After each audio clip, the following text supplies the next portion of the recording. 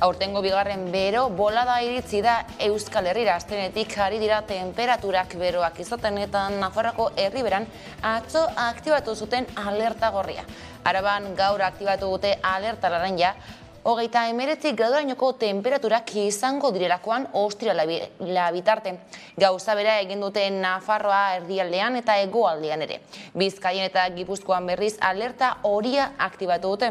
Barnealdean temperaturik beroenak 36 gradukoak izango direla aurreikusi baitute eta kostaldean 30 gradukoak.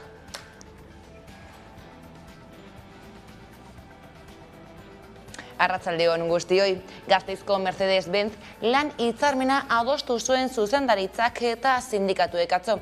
Langile batzordearen gehiengoak, hau da UGTek, Komisiones Obrerasek, Ekintzak eta Pymek egindako proposamena onartu zuen enpresak, alemanetik oniritzia jaso ondoren. Edonolare gatazka ez da oraindik amaitu, itunak ez baitu erabateko babesa jaso. ELA, LAB eta SK ez daude ados proposamenarekin besteak beste, ez dorako aintzat hartzen eskatzen duten soldata igoera eta grebara deitu dituzte langileak gaurko, biharko eta etziko. Bada Mikel Díaz de Alda, Mercedeseko labeko ordezkariak Hamaika telebistari azaldu dionez, Gasteizko fabrikaren ekoizpena gelditu dute gaurkoan ere, langileen 89%ak egin du greba.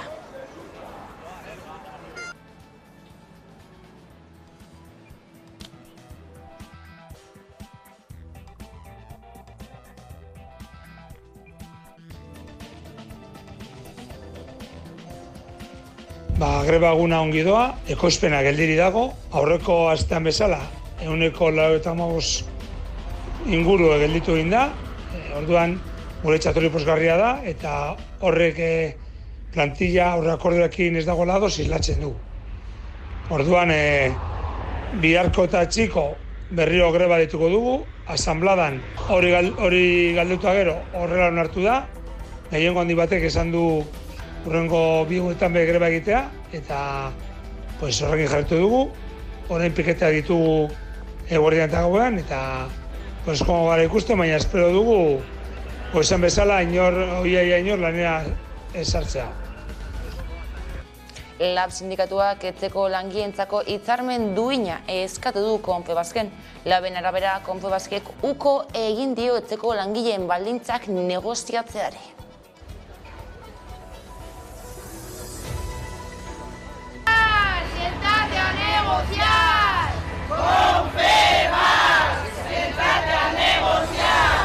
Llevar a Confebas a los tribunales para exigir de que se instale esta mesa. Confebas negociatzera y tal. Con nuestros derechos y Confebas nos lo niega. No lo vamos a permitir. Confebas discrimina, la lucha no termina. Discrimina, la lucha no termina. Confebas discrimina. Lan gatazkez, lan osasunera. Azken txanpan sartu da amiantoaren biktimen funtzerako legea. 25 milioi euroko konpentsazio funtsa sortzea ahalbidetuko du, eta urtero hornituko da estatuko aurrekontuen bitartez. Jesus Uzkudun, Asbiemie Euskadiko amiantoren biktimen elkarteko bozeramailea izan da gaur gurean. Pozgarria gutxinez, maila bateko justizia lortzeko aukera. Urtek luzatu dira, baina iruditzaigu behin orain senatuan eta urtean bukaerako gutxinez izatea eta kalte ordain batzuk gutxinez denak izatea. Ez daile izan diskriminazioik enpresa dutenak o ez dutenan artean eta baita ere etxean kutsatu dianak erropa garbitzen horrelako Bigarrenez, kontsumo prezioen indizea 2 zifrera iristeko atarian geratu da Euskal Herrian. Martzoan 9,6 heldu zen eta ekainean berriz 9,7. Edonola ere azken 3 hamarkadetako kopururik handienak dira horiek eta arazo handia dira. Batez ere maila ekonomiko apala duten herritarrentzak, haiek sufritzen duterako gehien prezioen garestitzea. Gai salduta berriz, bart bete dira 25 urte Miguel Ángel Blanco PPko Ermuko zinegotzia hil zuela etak. Aurreko egunean Lasarten zauriturik aurkitu ostean buruan 2 tiro zituela. Etak baitu zuen 2 egun lehenago, 1997ko uztailaren 10ean, Eibarren. Blanco askatzeko euskal presoak Euskal Herriko espetxera eramateko 48 orduko epea eman zuen erakundeak. Espainiako gobernuak uko egin zion baldintza betetzeari eta epea bete ostean, etako kidek tirokatu egin zuten.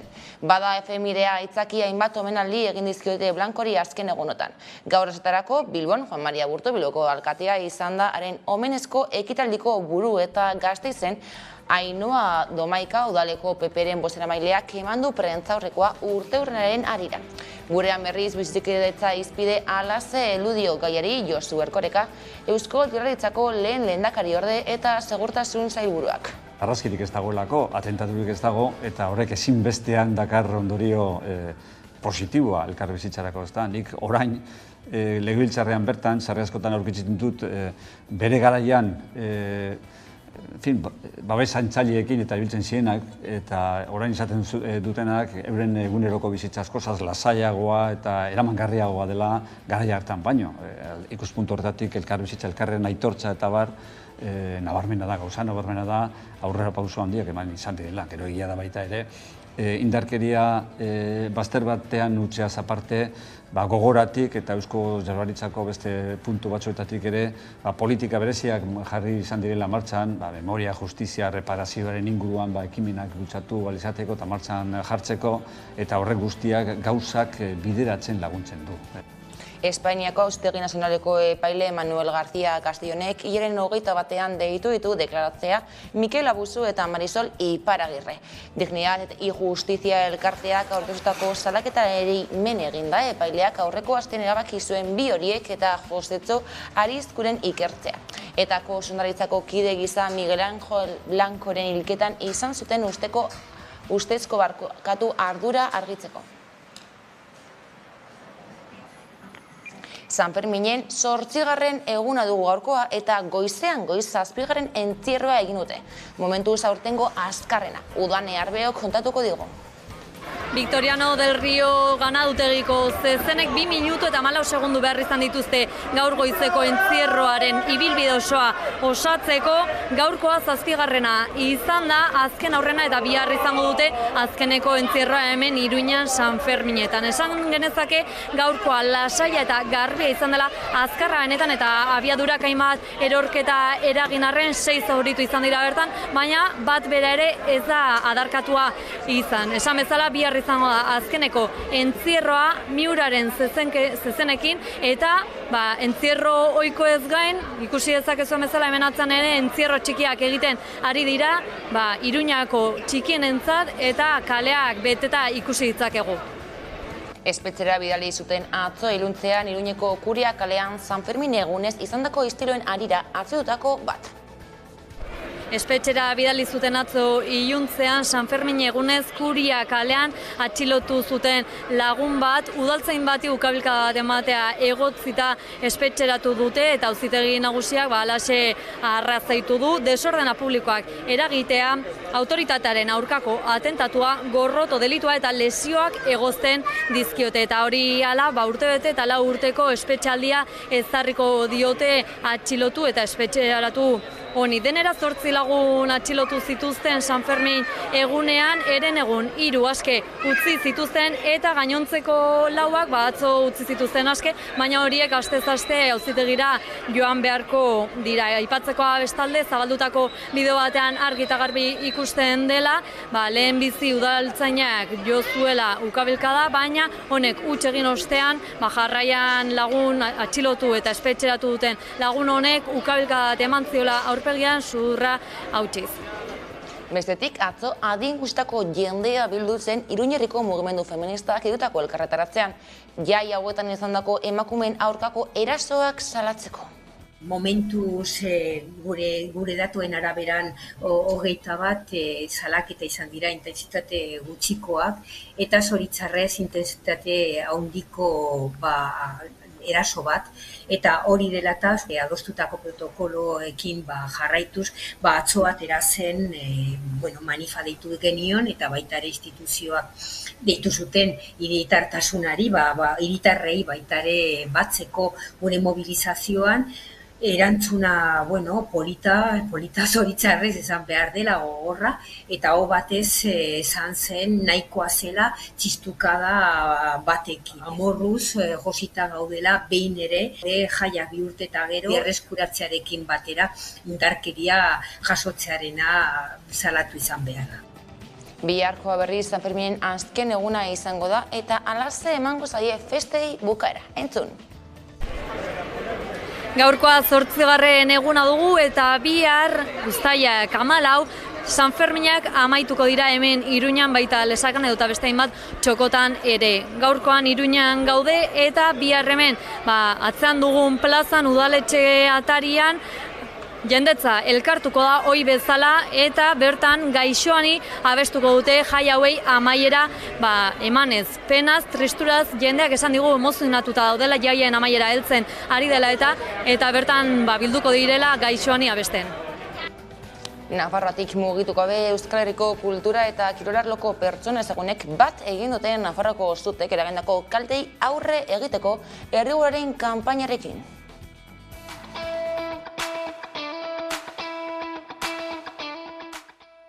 Duela zenbait aste, gure lurra, hizkuntzaren lurra, suak kiskaltzen ikusi genuen. Bihotza uskurtu zitzaigun Euskararen herriko milaka hektarea erreta ikustean. Baina gure hizkuntzak badu egoera makurrak iraultzeko hitzik, auzolana. Horrexegatik, euskalgintzatik txalotu nahi dugu, herrigorak abian jarritako dinamika, bai diru ekarpen zuzena eginez, bai eta herritarrei diru ekarpena egiteko eskatuz ere. 15.000 hektarea inguru erre zaizkigu Nafarroan. Sua itzaltzeko eta sua itzalita aurrera egiteko piztu da herria. Horren adibide da herrigorak abiatu duen ekimena. Uztailaren 15 arte, diru ekarpenak jasotzen ari dira, lurra bestela kudeatuko duten proiektuak sustatzeko. Halako neurriko suterik errepika ez dadi. Badakigu suteen aurkako behin betiko konponbidea ez dela etorriko norbanakoen borondatez egindako ekarpenen bidez. Baina herritarrek pauso sendoak ematea eta proiektu eredugarriak martxan jartzea izango da berme eraginkorrena. Erakundeek erantzukizunez jokatzeko eta beharrezko diren neurriak hartzeko. Horregatik, dei egiten diegu herritarrei zein era guztietako talde, elkarte eta enpresei haien alea jar dezaten. Eta Nafarroatik Arabara salto geroz eta gutxiago falta da Andre Mari Zureren jaien hasierarako. Gasteizko udalak programa zabal batekin emango dio ongitorria Zeledon hori.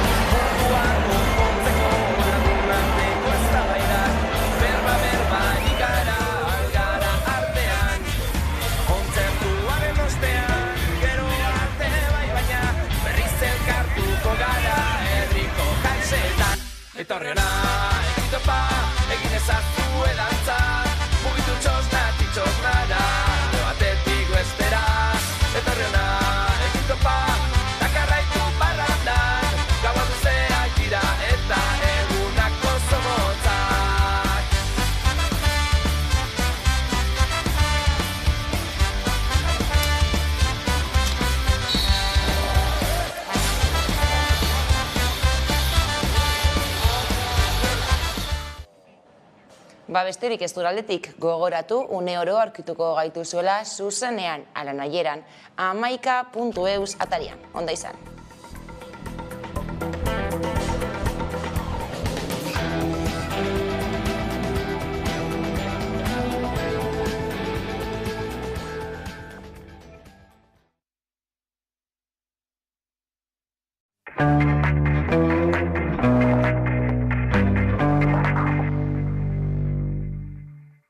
egunero legez, eguneko elkarrizketari atea irekiko diogu, eta horretarako gaurkoan gurekin daukagu Josu Erkoreka, lehendakari ordea eta segurtasun sailburua, eguerdion, ongi etorri. Eguerdion, bai. 25 urte bete dira Miguel Angel Blancoetak hil zuenetik, eta omenaldiak izan dira azken egunotan, gaurkoan ere omenaldiak izango dira Bilbon eta Gasteizen. Zer aldatu da urte guzti hauetan elkarbizitzan?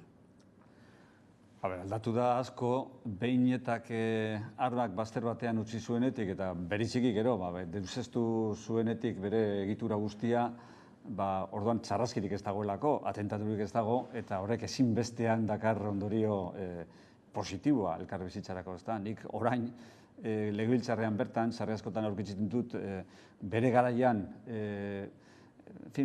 babes antzaileekin eta ibiltzen zienak, eta orain izaten dutenak euren eguneroko bizitza askozaz lasaiagoa eta eramangarriagoa dela garai hartan baino.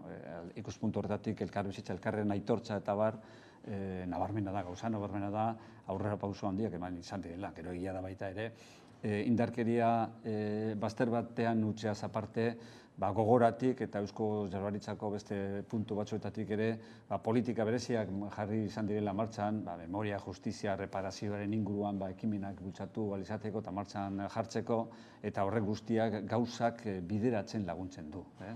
Ez da erreza, egun batetik bestera bizi izandako egoera latz eta zail horiek guztiak bideratzea, baina gauzak badoaz.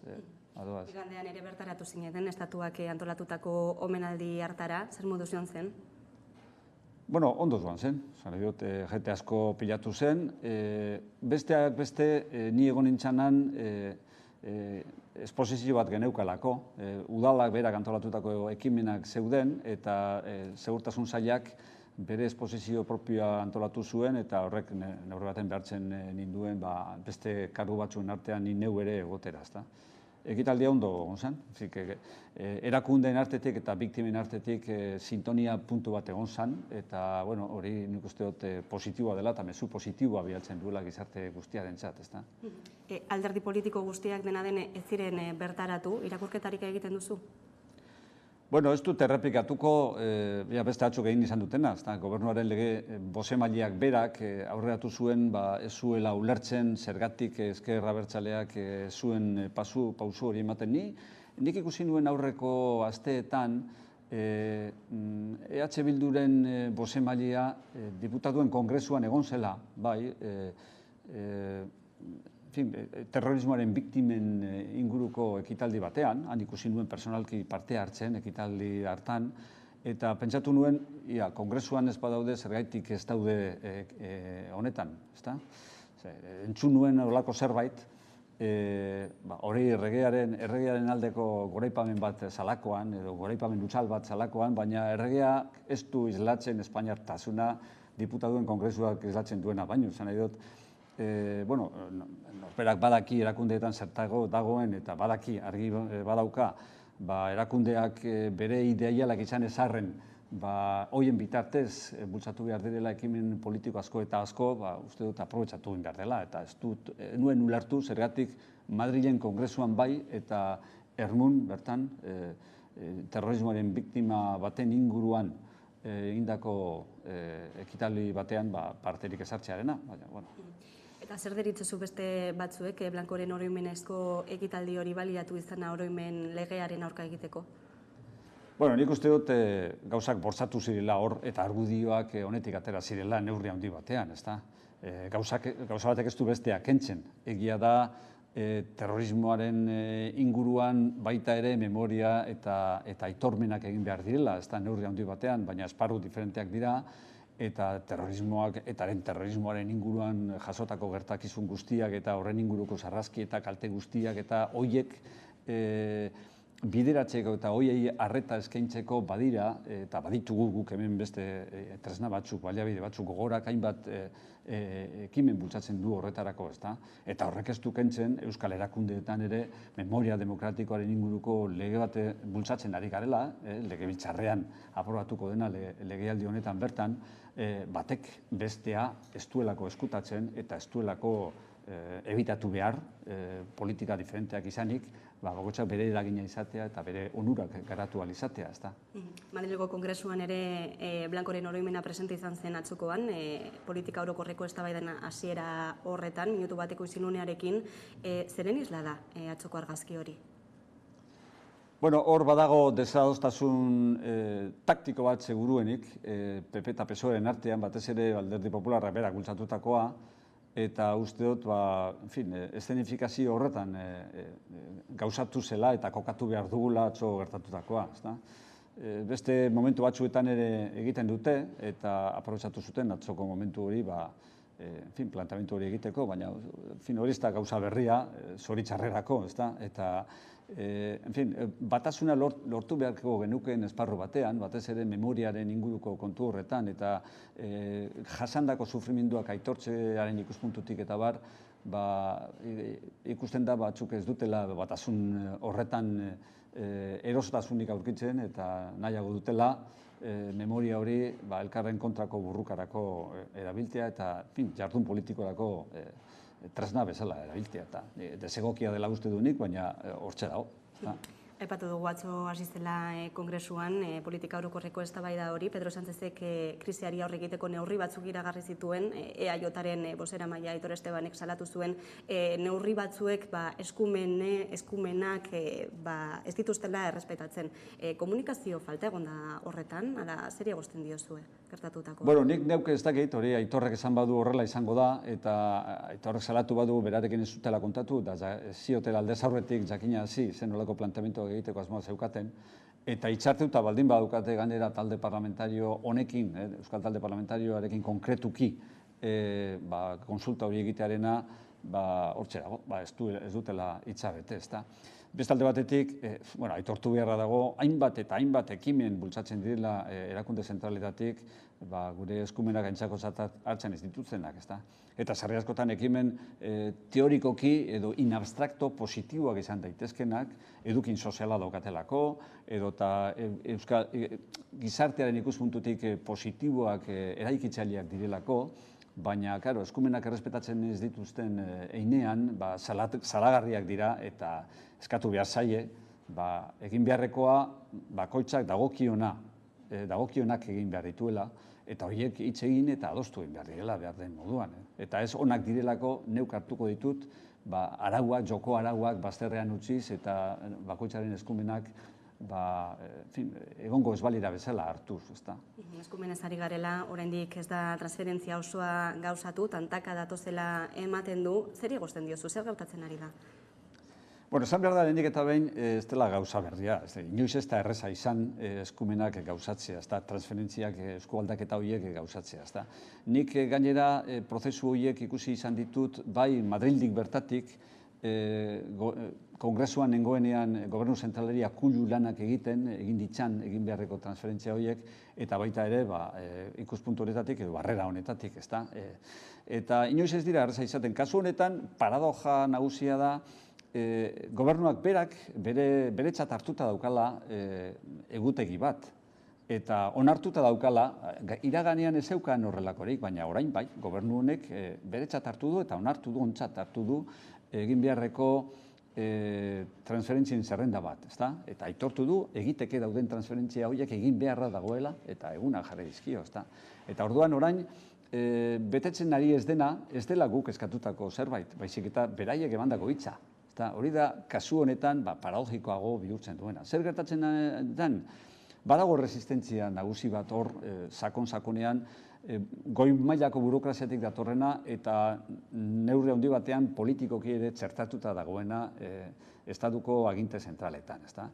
Eta gertatzen da baita ere, horri aurre egiteko borondatea jarri behar dela, impulsoa eman behar zaiola, eta nik impulso falta hori nabarmentzen dut, hori ikusten dut, bultzakada politiko hori zaiola ematen, eman beharko zaion neurrian.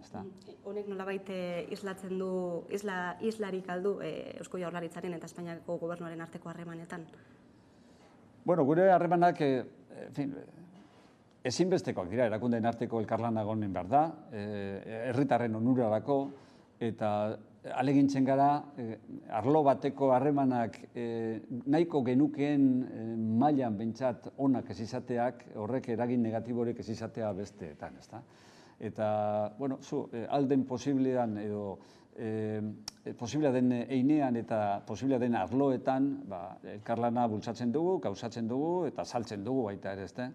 Eta ez denean, ez dago besterik hemen saiatzea eta errepikatzea eta berriro mahai gaineratzea baino, oraindik ere zor digutena eta ematen ez digutena, ezta? Legegintzaldiaren azken txanpan sartu da, datorren urteko hauteskundetara begira, ikusteke dago zer gertatuko den, baina paradigma aldaketa, ziklo aldaketa baldin badago, are zailagoa izango da eskumenen transferentzia hori gauzatzea? Bueno, ez dakit benetan paradigma aldaketarik dagoen, ala ez dagoen ikusiko da, ia zertan gauzatuko da, benetan paradigma aldaketari bat dago, baina orain arteko paradigma zoritxarrez da, benetan eskumenen arlo honetan gobernu zentralarekin aurrera pausoak ematea oso zaila dela. Eta hori berdin da gainera gobernu zentralean nor dagoen. Alderdi Popularra zegoenean erabat itxita dago, alderdi sozialista dagoenean zerbait zabaltzen dira gehiago, eta kasu honetan bezala zerrenda bat ere aitortu egiten dute eta ontzat hartzen dute, baina gero urratsak materialki emateko orduan ez dute beharainako indarrarekin jokatzen, ezta. Eta, bueno, espero dezagun paradigma aldaketari badago honetan onerako izan dadila, eta ez okerrerako, ezta. Oraindik okerrago izatea zaila